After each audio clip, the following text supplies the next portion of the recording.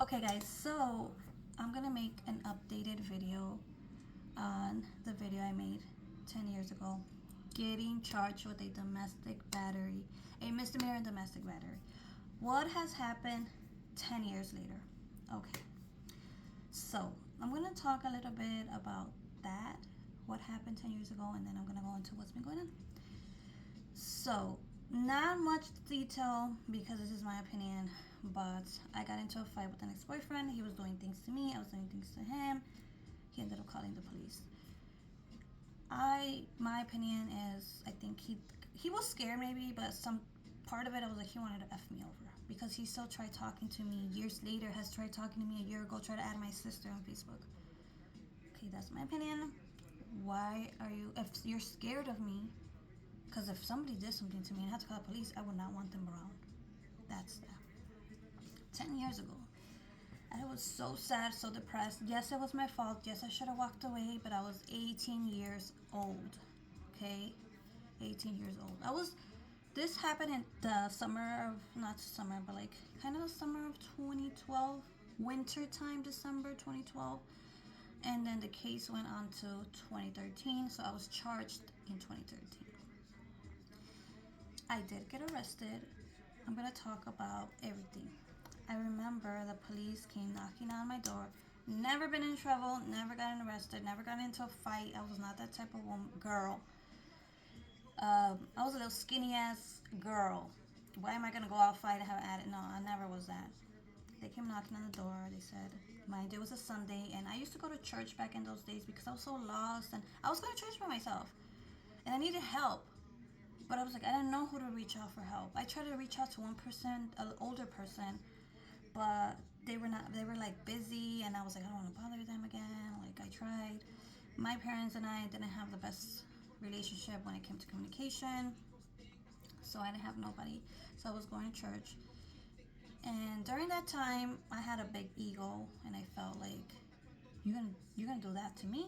You're not gonna just do that to me, and I'm not gonna do nothing. That's how I used to think. Instead of just walking away. A friend had told me stop, just walk away from it. But I'm not gonna listen to someone that's my age. Like if an adult would have told me, I would have.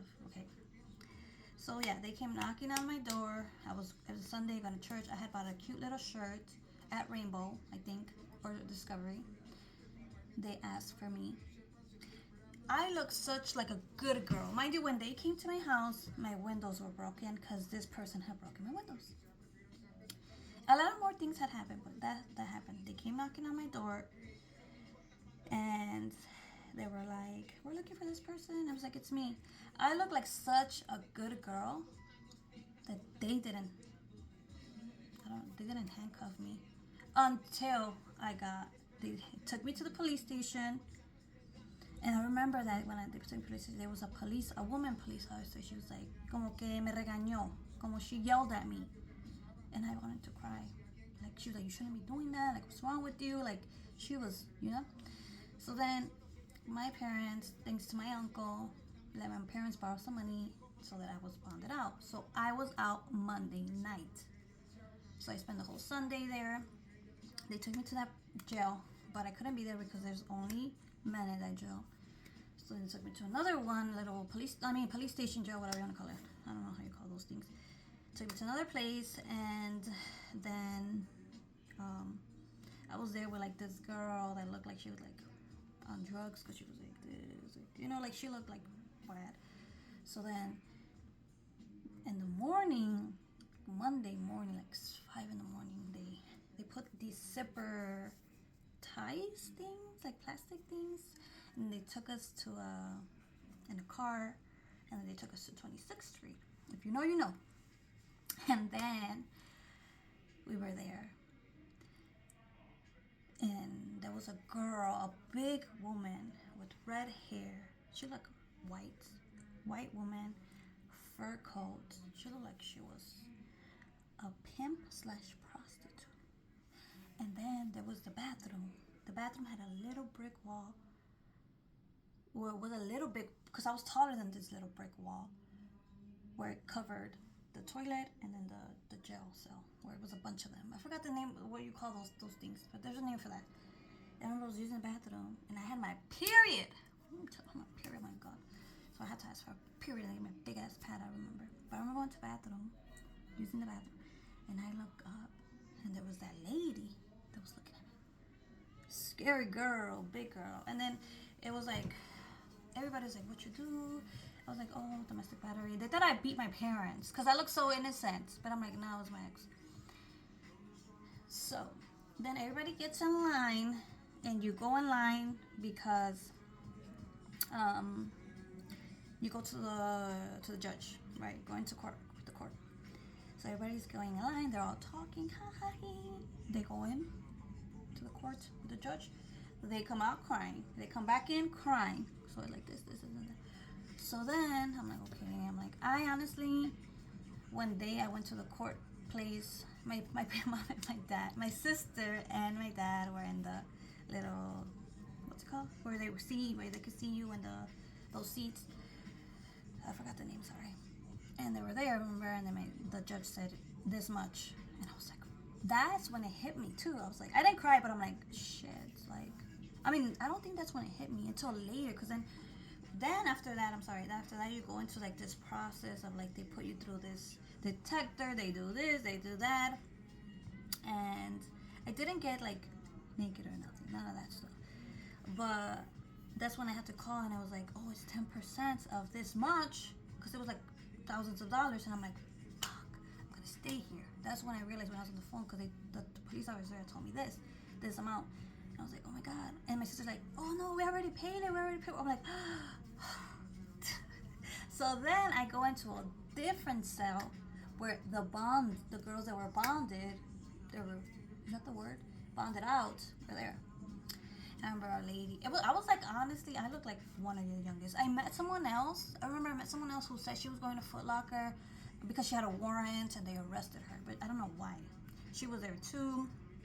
There was a lady said, oh my god, when I get home, I'm throwing these shirts. I'm throwing this clothes away. I don't want to be around this clothes. I was like, I just want my shirt. I don't want that. So then that day, I remember I get out. It's cold. It was a cold January night. And I go by the food truck. Because if you're in 26, you know the food truck. So then I asked somebody for the phone, the food truck person. I'm like, hey, I got out, la la la. Mind you, when you're in jail, they put numbers on your hand. So I got out looking with numbers. And I remember I waited at Popeyes. And then they picked me up. Or I took the bus. I don't remember, because they do give you bus cards. It was 10 years ago. And then I get home. My uncle's there. We're eating food. Everybody's quiet because my parents are doing communication. We're not like close like that. We're eating church chicken.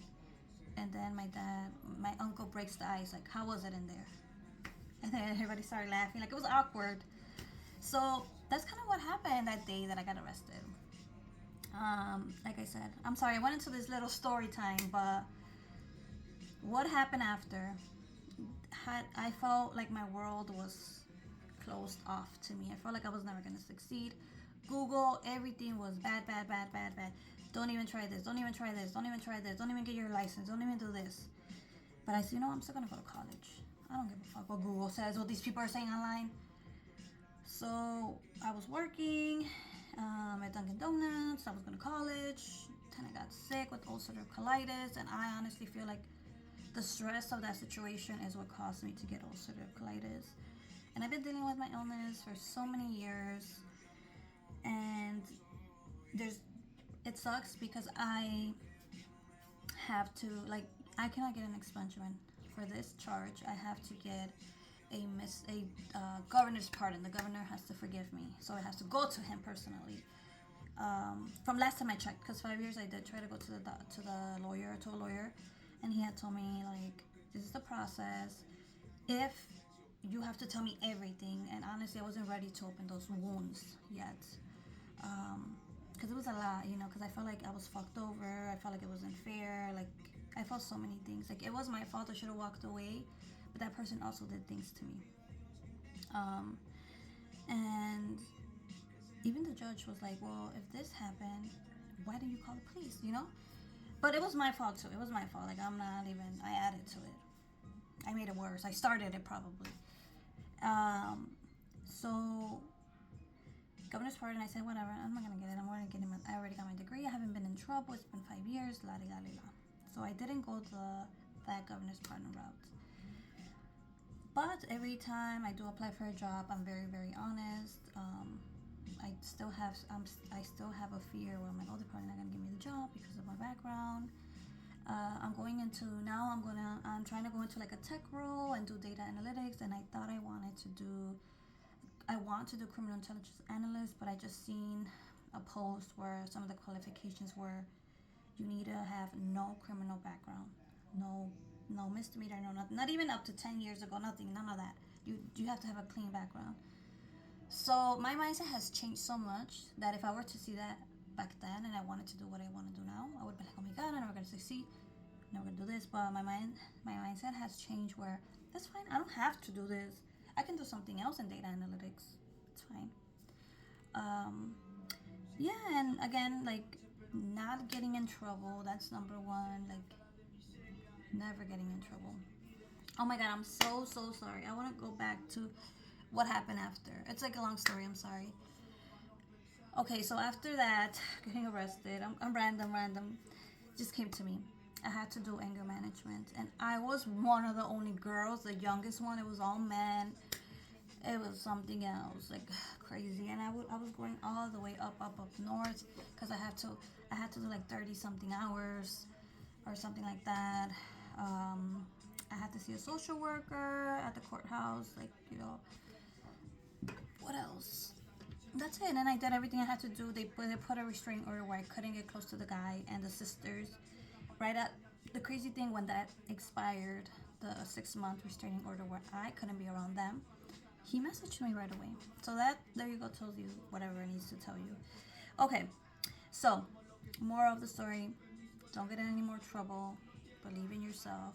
Keep trying. It sucks. It sucks so bad because you feel like your options are limited, especially those that have felonies. And it's so much. But my mindset from then to now has completely changed. I am not the person I was anymore. I believe in myself. Yes, sometimes I question certain things. Sometimes I'm not the most confident. But I know that I'm going to succeed because even though back then I was so sad and depressed, deep inside me, I still kind of believed in myself, right? But I had to dig her back up. And I'm working on that person. And I'm trying to heal my heart, my soul from everything, getting charged, getting sick, that situation, like relationships with men, like all of that. My mindset, my healing journey, all of that. Okay, so that's pretty much it. If you have any more questions, let me know.